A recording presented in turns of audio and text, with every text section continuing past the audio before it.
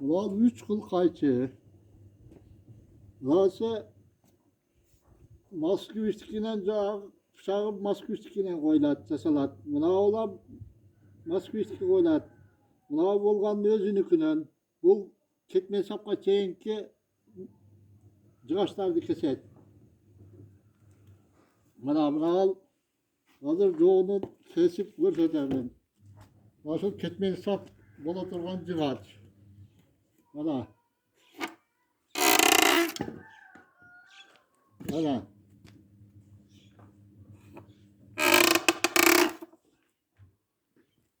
Buna kikinesi bol. Buna çeşe saptaylardı. Onu yoğun raflarda keskin koylar. Yasalgan. Buna.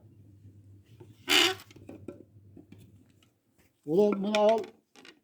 Ek sinesi 55 santimetre 50 santimetrege yasalganı var. Buldağı da buna şunca yoğunluktağı daraklı kese veret. Evet. Tattın mı?